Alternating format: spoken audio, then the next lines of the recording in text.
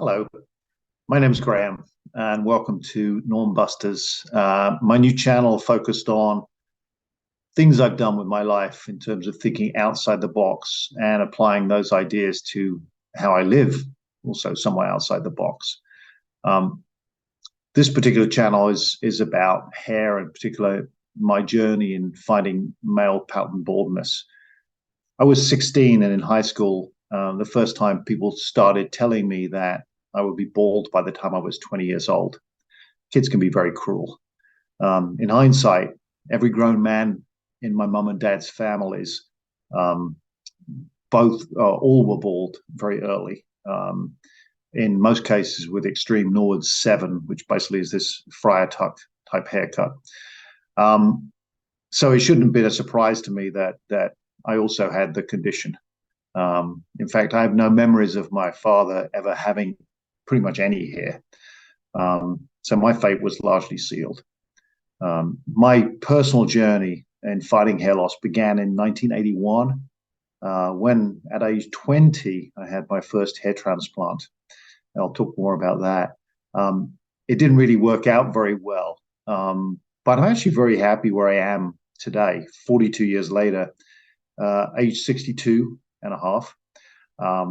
And ironically, people now tell me how lucky I am to still have my hair. Go figure. My goals in what I was trying to do are shown here. Basically, to regrow and keep my hair, and to do so without a minimum, or with a minimum amount of effort. As many of you will know, it's pretty hard to keep using treatments, especially like minoxidil, month after month, year after year. It's pretty difficult to do that and also maintain any sort of social life or work life. As a disclaimer, I'm not a doctor, but I am a trained scientist with degrees in chemistry and computer science. And my research has greatly benefited from this background, especially when reading scientific papers on cell chemistry, for example, something that, back in 2004, when I really started my research, I had filing cabinets full of recent scientific papers on the subject. Why should you listen to my story? There are hundreds or maybe thousands of videos about people fighting hair loss on YouTube. I think there are three things. One, I'm not a doctor. There's a benefit to that. It means I'm also not limited to FDA-approved treatments, although some of those where there is good evidence and experience are very useful and definitely incorporated in my protocol. Secondly, I'm not a guy with perfect hair. Those people typically don't have a lot of experience with aggressive hair loss, and they can still add useful information, but they don't live the life that we've lived. I'm reminded of when I moved to Boston in 2009 to start my current business.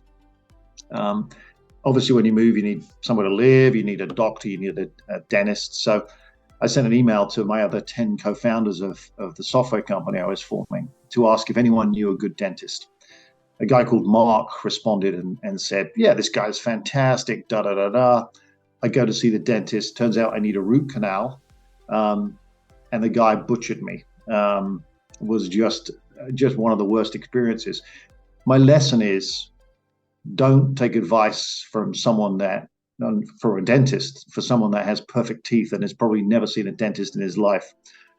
Similarly, people that don't suffer from hair loss probably don't have the best information or experiences to share as well. So the fact that I've lived through this for 42 years, I think, is very significant. The third point is simply that it's my experience and research addressing hair loss over that time. And you'll see, I'll show you lots of pictures. So over a series of approximately 10 videos, I'm going to show you in summary what I've learned. And you can see the approximate agenda of what I'm going to cover here. Hopefully it will help many of you, even though we're all different and react differently to the various treatments on the market. But as I said, hopefully it'll be of help. So before beginning my story, I want to say a word about hair pictures. Obviously, they can be very misleading, including the ones on my thumbnail. Those are just pictures that were taken me over the years. ones that actually show my hair to some degree and that I've reused. Um, One thing I did before starting this video series, or even when I was planning it, was to build a homemade frame that allows me to take clear and consistent pictures. And you can see that is shown here in this picture. Eat your heart out, Martha Stewart. Um, One of the things I will share is a time-lapse video showing me progressing through the first 6 weeks of my 3-month regrowth cycle. I do this regrowth cycle about every 2 years. 2 years is about how long my hair will remain stable between growth treatments without having to take any daily treatments at all. So I just wash and just behave completely normally. At about every 2 years, I need to do this 3-month treatment. So I actually let my treatment stop, and I let a whole bunch of my hair fall out before starting the regrowth treatment, because I wanted to show you how far down it goes, how I can bring it back. Now, in practice, I would start the regrowth treatment as my hair destabilized and started to fall, so that I never actually lost it all. It would grow in as the older hair was falling out. So with that said, let's get started.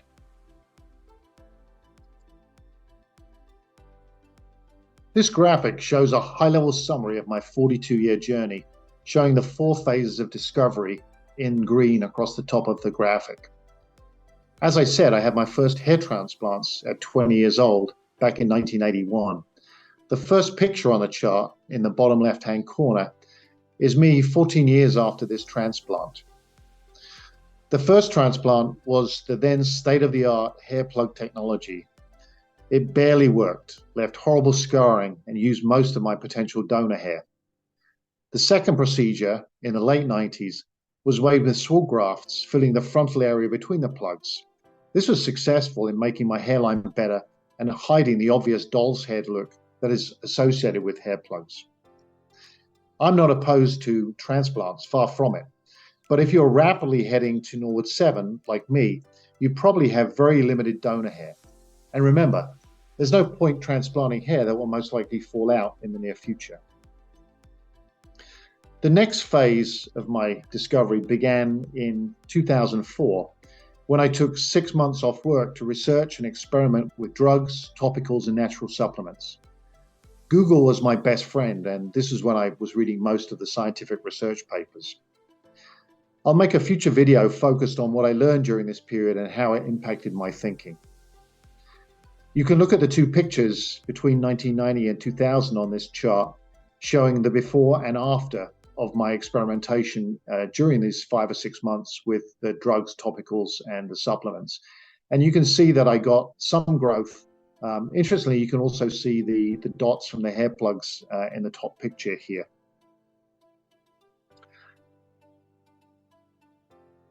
The problem with the growth I achieved during this phase was the quantity of products I was using every day. It wasn't sustainable. So over the next several years, I would go through phases of treating and non-treating my hair loss. My hair would come to back a little degree, I'd lose it, and I would repeat that pattern.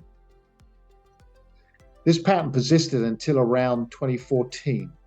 At this point, I was primarily focused on health and fitness, and as a side effect, I had a fairly full head of hair regrowth for some reason. The only exception was the temples and the hairline, and as many of you know, this is the hardest area to regrow. The result really was that I had the best hair since my early teens, though it's important to share that my hair was still cycling through growth and shedding phases, although it was shedding to a lesser degree, and it never really got really bad. And when it was fully grown in, it was actually looked quite good. Encouraged by this new learning, my goals shifted to how to extend this period where my hair was good and stable, and also to recognize when I started to shed so that I could restart my growth cycle immediately, and in doing so, avoiding completely losing my hair. I'm happy to report that I can currently go almost 2 years without drugs or supplements as a result of this ongoing work. From the blue box to the right, you can see where I am today.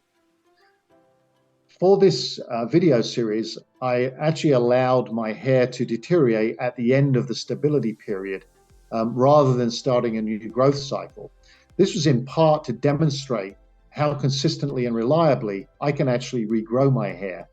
But in hindsight, I probably waited a little too long, as you can see how much hair I lost back in early 2022. The picture of me swimming is actually from July of 22. Swimming off the Greek island of Hydra, and you can see I've pretty much lost all of the hair on the crown of my head in that picture. The good news is that my growth protocol is kicking quickly, and I'm growing my hair again, and you'll see this from pictures. I'm now about 50% through my growth cycle, and I'll keep taking those weekly photos. Now, I'm not a videographer or a photographer, you can see from this video, my first on YouTube, but I decided to try and create a setup that would allow me to take clear and consistent photos of my scalp at weekly increments. And that is the two pictures on the far right of this graphic. I'll continue to take these weekly pics through the second half of my growth cycle, and I'll also add these to a time-lapse video that I've been creating that actually demonstrates what happens through that 3 month of my growth cycle. Today, I'm going to share you the time-lapse video in just a second, showing this progress. And again, note, as I mentioned earlier, that I do this regrowth cycle about every 2 years. So with this time-lapse video, hopefully you can see the progress I've made through the first half of my regrowth phase, beginning early in August. I'd actually started a few days earlier, and then running through to the last picture was taken just a few days ago. And I will continue to take these pictures and update the video as we go on. So what's next? Even though I'm pretty happy with where I am at 62 years old, there's still things I can research and improve, I think. And I'm currently focused on two areas. One is extending the period between when I need to do growth cycles, so hopefully stabilizing further than 2 years so that I can minimize the number of products and drugs that I take. The second one is to focus on my hairline and my temples.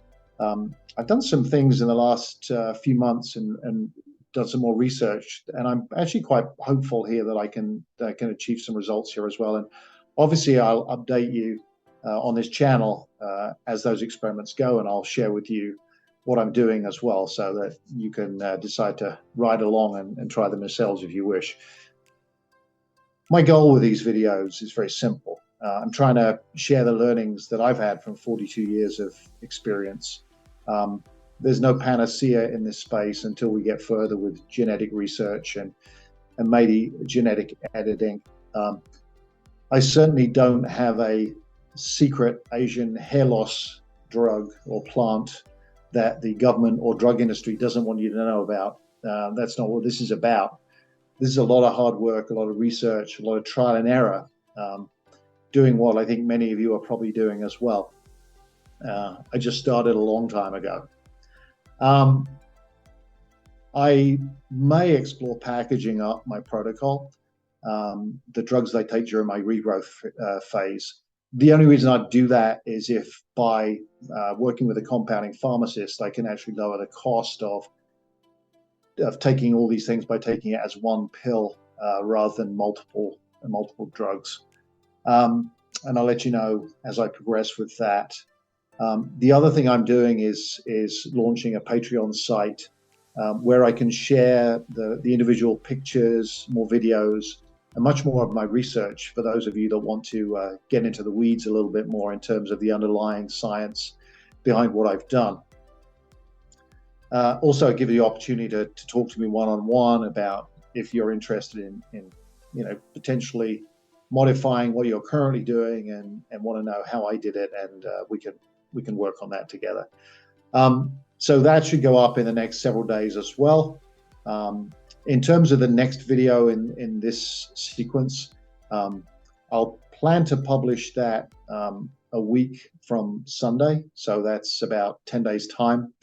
And we'll start getting into the details of the protocol.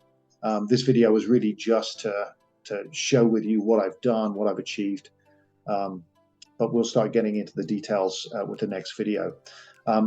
As I said, I plan to publish weekly on Sundays, and I look forward to seeing you next time. Until then, please add a comment, ask questions, subscribe to the channel if you got some value out of it and like it.